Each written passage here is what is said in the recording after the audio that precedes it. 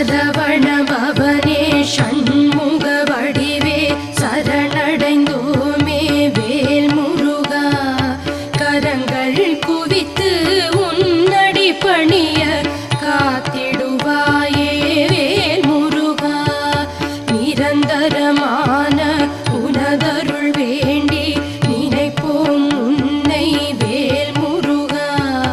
பரமன் மகனே பன்னிரு கரனே பணிந்து